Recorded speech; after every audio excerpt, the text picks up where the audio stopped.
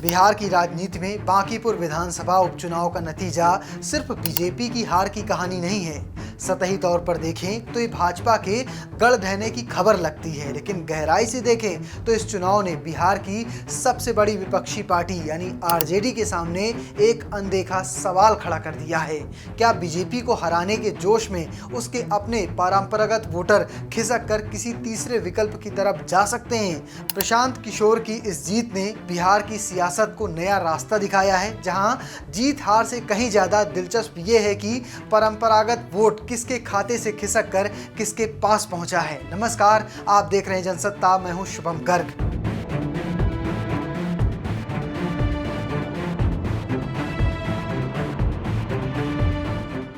ये उपचुनाव सीट खाली कराने के बाद कराया गया, जिसमें प्रशांत किशोर ने 64,000 से ज्यादा अधिक वोट हासिल कर बीजेपी को शिकस्त दी। लेकिन असली चौंकाने वाला आंकड़ा तीसरे नंबर पर रहा। आरजेडी की उम्मीदवार रेखा कुमारी महज 14,000 वोटों से पीछे रह गईं। तुलना करें तो 2025 विधानसभा चुनाव में इसी सीट पर रेखा कुमारी को 46,000 से ज्यादा वोट मिले थे। हालांकि तब बीजेपी करीब 98,000 वोटों के भारी अंतर से जीती थी। इस चुनाव में प्रशांत किशोर की जेएसपी यानी जन स्वराज पार्टी को 7,000 वोट भी मुश्किल से मिल पाए थे। यानी एक साल से भी कम समय में वोटरों की प्राथमिकता में जो उलटफेर हुआ वो किसी को भी चौंका सकता है। ये गिरावट सिर्फ आंकड़ों का खेल नहीं है। बांकीपुर एक शहरी सीट है जहां परंपरागत रूप से ऊंची जातियों का प्रभुत्व रहा है और ये लंबे समय से बीजेपी का अभेद गढ़ मानी जाती रही है। लेकिन इस सीट पर यादव और मुस्लिम मतदाताओं की भी ठीक ठाक संख्या है, जो आरजेडी का मूल सामाजिक आधार माने जाते हैं। पार्टी के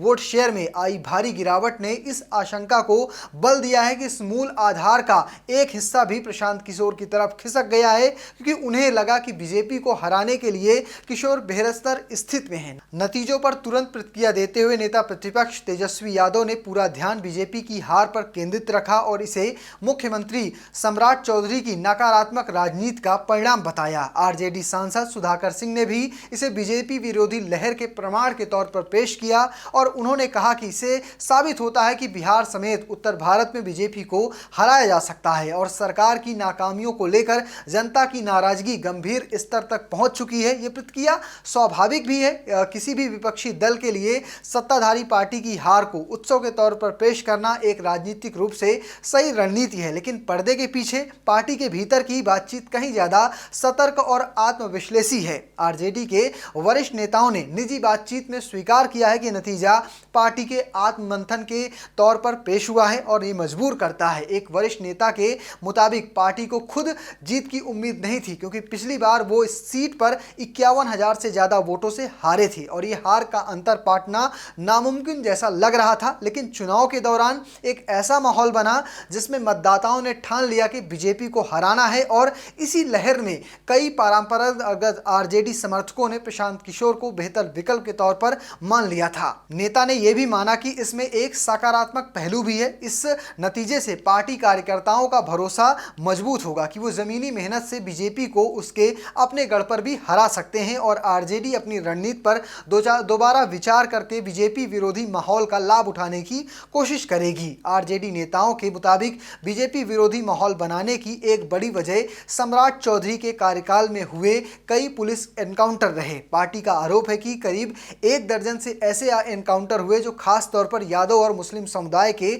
लोगों को निशाना बनाया गया। मई में तेजस्वी यादव ने सरकार पर जातिगत आधार पर एनकाउंटर करने का आरोप लगाया था, जिसे बीजेपी ने खारिज कर दिया था। पार्टी सूत्रों का कहना है कि इन एनकाउंटर को लेकर गुस्से में बड़ी संख्या में यादव और मुस्लिम मतदाताओं को प्रभावित किया है।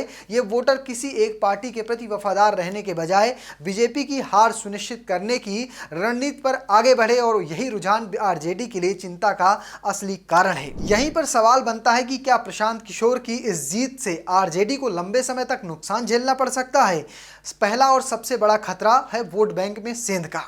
दशकों से आरजेडी की राजनीति यादव मुस्लिम समीकरण की मजबूत नींव पट्टी की रही है। अगर बांकीपुर जैसी शहरी इलाकों पर इस आधार का एक हिस्सा भी राजनीतिक वोटिंग के नाम पर किसी तीसरे विकल्प की तरफ मुड़ने लगे तो आने वाले चुनाव में ये प्रवृत्ति एक बड़े पैमाने पर चुनौती बन सकती है, खास तौर पर उन सीटों पर जहां मुकाबला कड़ा होता है। दूसरा खतरा है बीजेपी विरोधी वोट का बंटवारा। बीजेपी के भीतर के नेता खुद ये मानते हैं कि प्रशांत किशोर का उभार लंबे समय में उनके लिए फायदेमंद साबित हो सकता है, क्योंकि इससे बीजेपी विरोधी वोट बंटने की संभावना बढ़ जाती है। अगर आगामी चुनाव में जेएसपी एक स्थायी तीसरी ताकत के तौर पर उभरती है तो इसका सीधा नुकसान आरजेडी को होगा, क्योंकि विपक्षी खेमे में एकजुटता के बजाय प्रतिस्पर्धा बढ़ेगी। तीसरा पहलू है शहरी और ऊंची जाति के वोटरों में पैठ का कमजोर पड़ना। आरजेडी पहले से ही शहरी और उच्च जाति के मतदाताओं के बीच अपनी सीमित पकड़ को लेकर आलोचना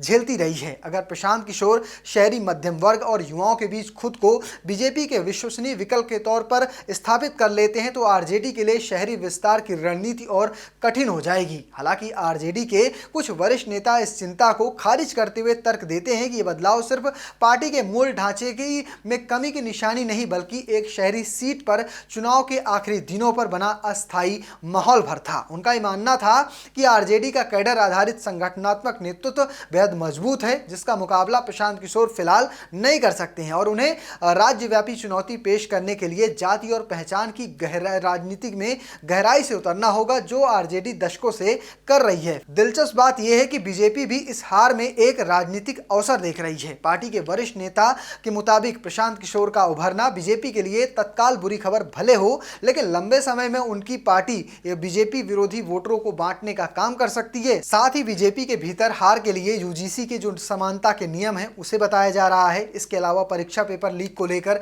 जो युवाओं का विरोध प्रदर्शन हुआ उसे जिम्मेदार माना जा रहा है। आखिरी समय में उम्मीदवार बदलने के फैसले पर भी सवाल उठाए जा रहे हैं, और इसके अलावा जो वर्षों से इस सीट पर भाजपा का दबदबा था वो भी एक बड़ा कारण बना है। कुल मिलाकर बांकीपुर उपचुनाव का नतीजा बिहार की राजनीति में त्रिकोणीय मुकाबले के उभार का स्पष्ट संकेत है। बीजेपी के लिए यह झटका जरूर है, लेकिन आरजेडी के लिए जीत का जश्न मनाने से कहीं ज्यादा आत्ममंथन का मौका है। अगर प्रशांत किशोर बिहार में खुद को एक स्थायी और भरोसेमंद विकल्प के तौर पर स्थापित कर पाते हैं तो आने वाले समय में आरजेडी को अपने जो उनका परंपरागत वोट बैंक को बचाए रखने के लिए कहीं ज्यादा मेहनत करनी पड़ेगी। फिलहाल आप कैसे देखते हैं इसे कमेंट बॉक्स में लिखना, और पेज को फॉलो करना, चैनल को सब्सक्राइब करना बिल्कुल भूलना। धन्यवाद।